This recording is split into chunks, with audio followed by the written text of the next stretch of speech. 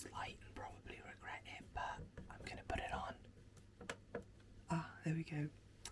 So I'm up and about. It's currently 5:17, so I'm not going to talk for too long because I do need to get going. I almost didn't get up when I was supposed to, but here we are, so that's good.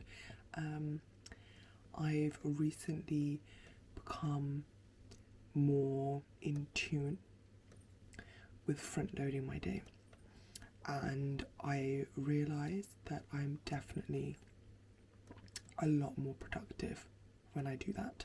So at some point I will be going along and explaining all of that, but for now let's get going, let's get to the gym and start the front loading.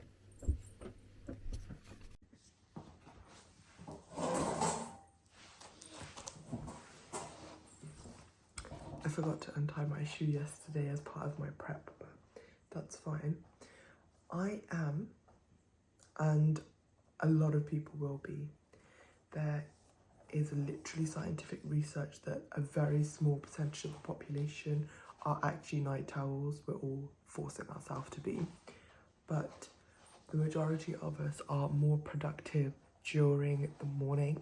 And I used to be somebody who also hated working out in the morning, but I realised that it's much better. So what exactly is front loading your day? Front loading, sorry, not in peak performance right now because I've only been awake for like 20 minutes, but front loading your day is essentially prioritizing activities in the initial part of your day so that you're not leaving them towards the end. So one of my priorities this morning for front loading is go to the gym. So one of the first things I'm doing is going to the gym now. Essentially I'm getting it out of the way, but also if it's not just like about getting out the way, it's about setting your day up correctly, because you feel like you've accomplished something pretty early on. So hopefully that means that any other tasks that you set for yourself or like want to achieve, you're able to achieve them because you've essentially like set yourself up positively, and whether you do achieve them or not, it's fine. But the point is that you will have already achieved something. Obviously, everything has a drawback, so you don't want to put too much pressure on front loading your day and getting everything out of the way, but it's pretty good. And I like to use, you know how they say my 5 to 9 after my 9 to 5? What about your 5 to 9 before your 9 to 5? Think about that one. I'm gonna get going now. Trying to speak quietly so I don't wake up my grandma.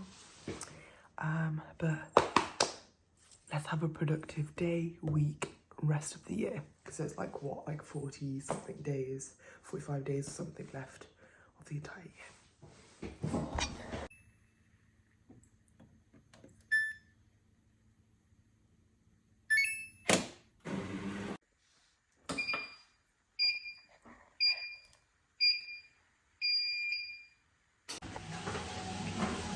Sorry if you can't hear this properly, but I am going to be recording it while I'm doing my warm-up.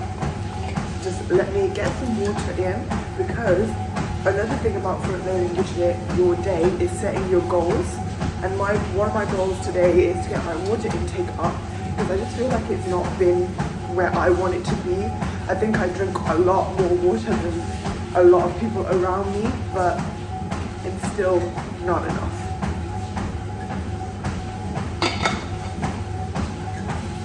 I also broke my water bottle with my sippy straw, which is going to be annoying, but I'll get over it. Essentially, when you're front loading your day, you need to set your priorities for your 5 to 9. But I try to do it more of a priorities from my 5 till 12, because if I'm able to accomplish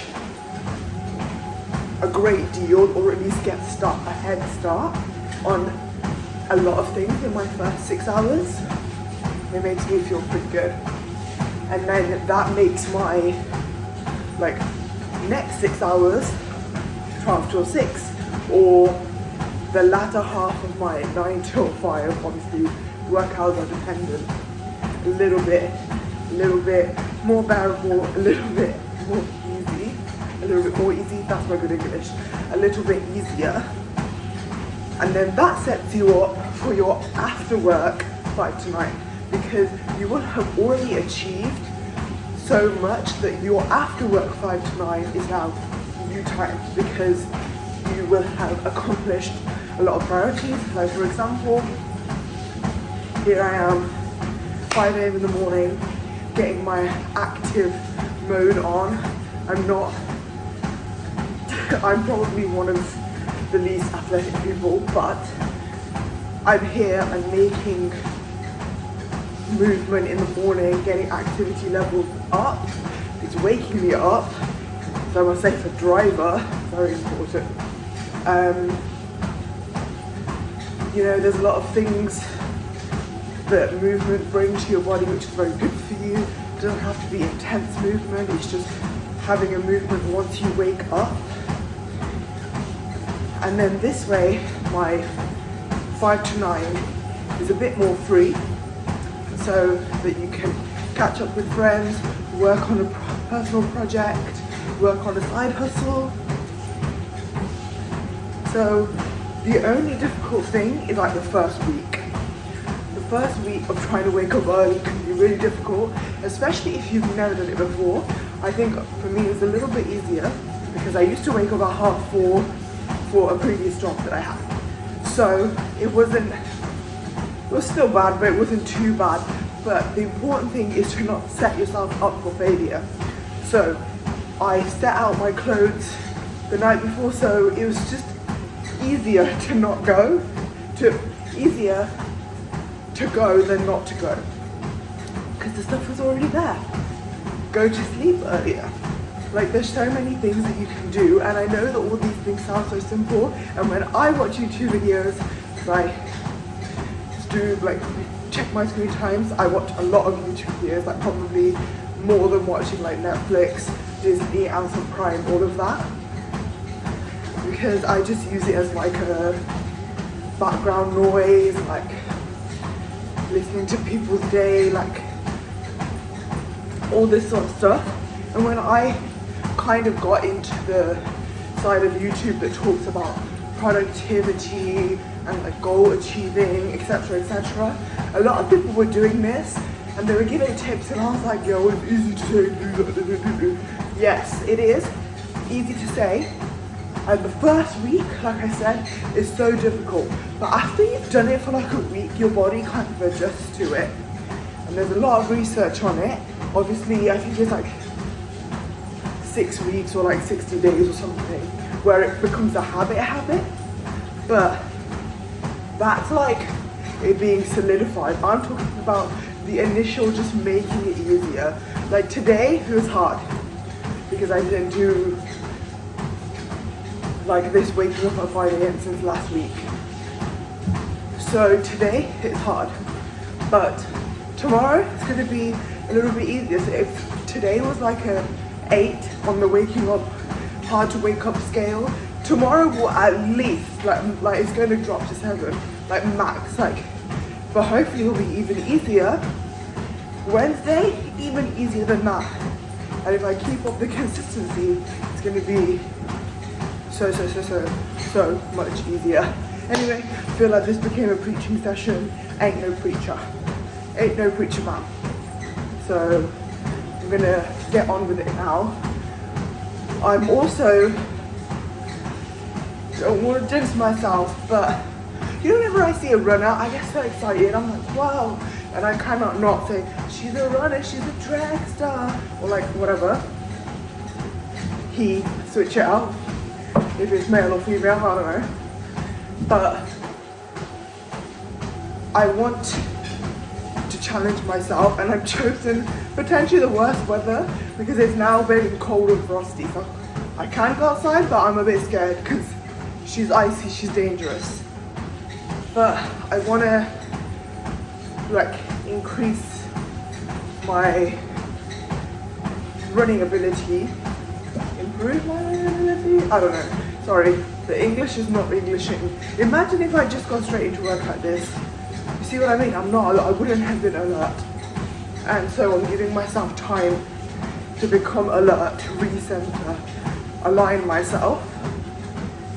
So what I'm doing is I'm going to run 1 kilometer this week. Really easy. She says, I'm gonna run 1 kilometer this week. Not every day, a few times. And then every week, I think, I'm going to add on a kilometer, maybe a kilometer and a half, or half a kilometer, sorry, not a kilometer and a half, depending on how easy or hard it is.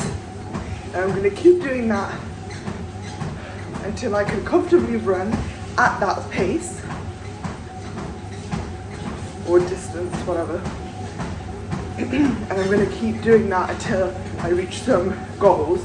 So the long-term goal is, I don't know, like 30 kilometers. Let's check that out there. But we're gonna have a lot of milestones on the way. So 5 kilometers, 10 kilometers, 15 kilometers, etc., etc. So our first goal is to just start. Is not even the 5 kilometer bit, is to just get started. So that is what today is, what the rest of the week is going to be about. I'm going to try and run 1 kilometer a day, at least 3 times this week. Hopefully it's not too difficult, I'm able to do it. So next week I can run 2 kilometers or at least 1.5 kilometers. And just increasing and building upon progress week by week. I am going to be out of the country the week after, so there might have to be a tiny intermission to the progress or even the taking part. I don't really know what my facilities are going to be like and the environment's going to be like. Facilities shouldn't stop you because you can run outside, but I don't know, I'm kind of new to it. So running in a new country, I'm not sure about that. But now I need to stop talking. Warming up is basically complete, and I need to get going with, I'm going to set this music up and get going with my run. So more on front loading later because it's not just about activity.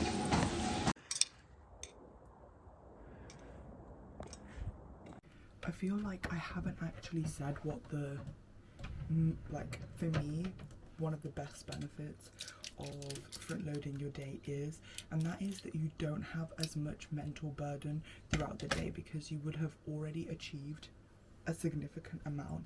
It could be just one task, it could be many small tasks, whatever you decide for it to be, but you've already achieved them by, let's say, 9 a.m. or 12, like midday. So it puts less stress on the second part of your day, and then it's, again, like there's vicious cycles, there's also good cycles. So the fact that you've already done that, you've already achieved so much by 12 o'clock, there's less stress on the end of the day. So when you approach the end of the day, you're in a much more zen mood, zen place. You have a lot less going on than you would have had you not done the things in the morning and front loaded your day and back ended your day. And so you can go to sleep easier, and sleep is paramount for like recovery, for mental health, etc.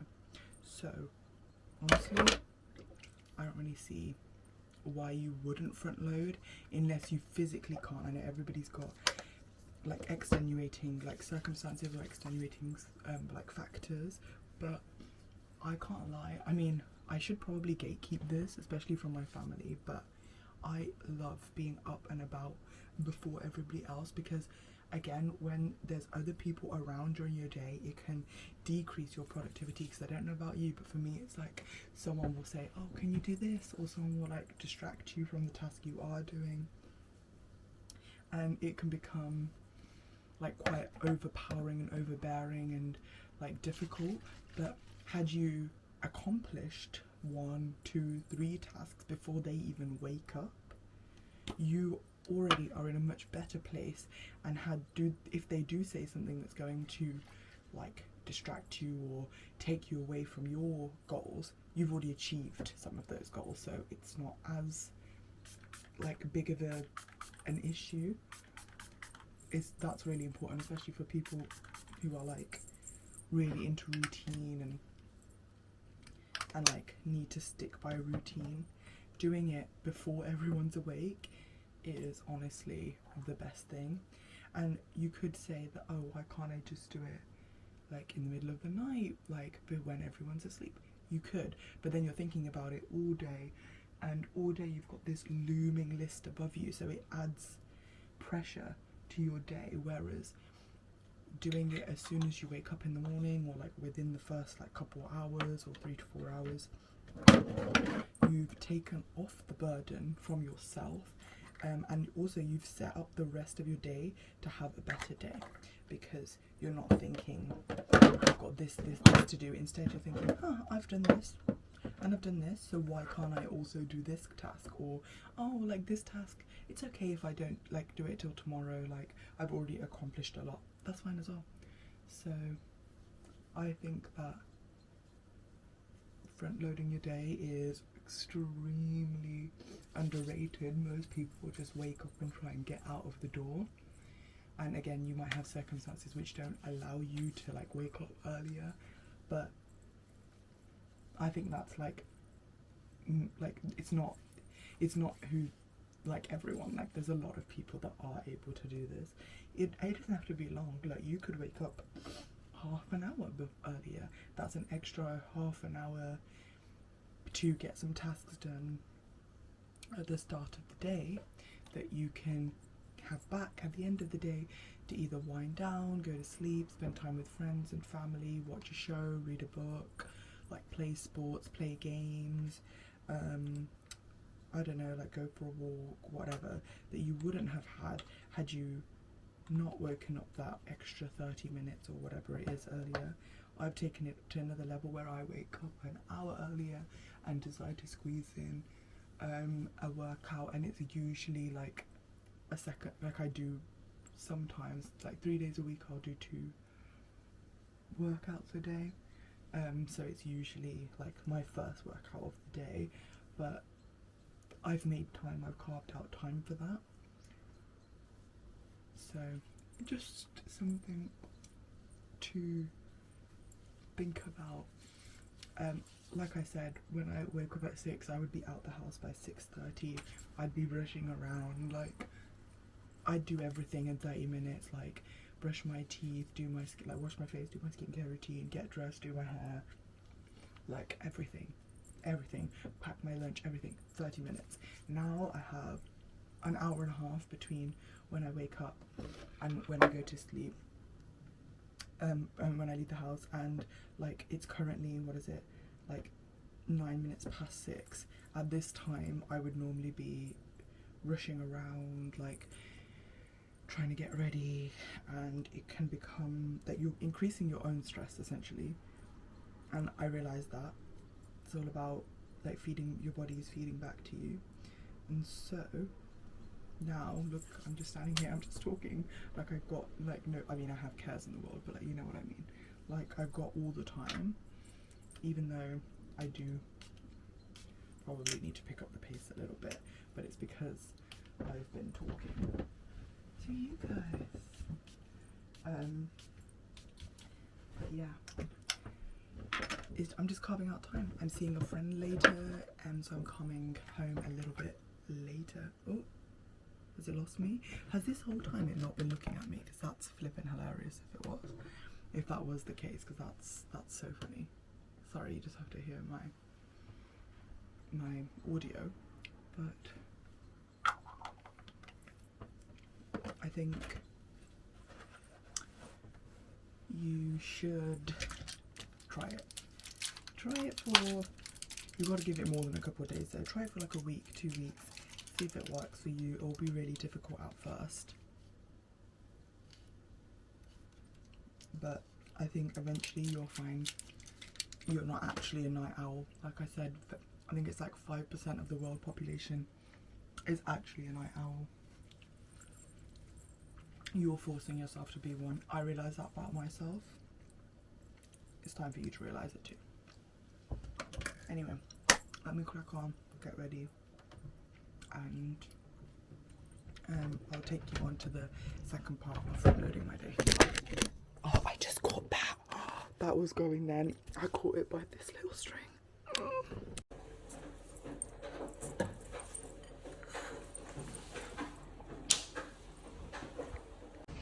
I can't lie, front loading, sorry it's the washing machine in the background, but front loading also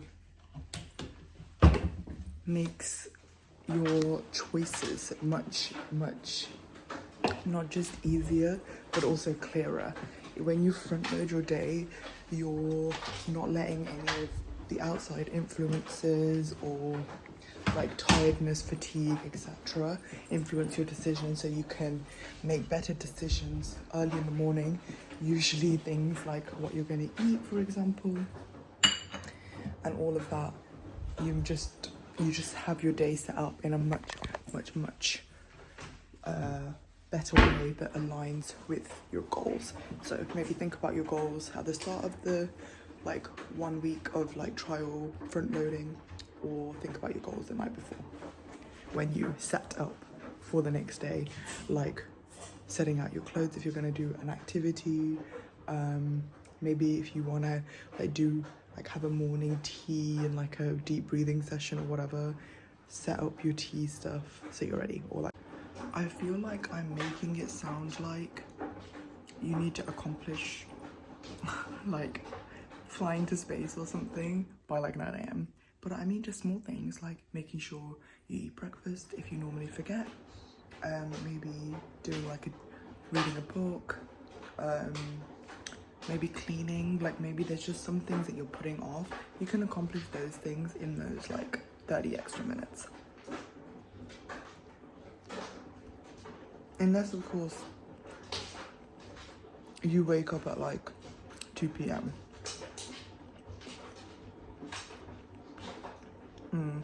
In which case it might be more difficult for you to wake up, but as soon as you're in the routine, it's gonna be all good. Think about it.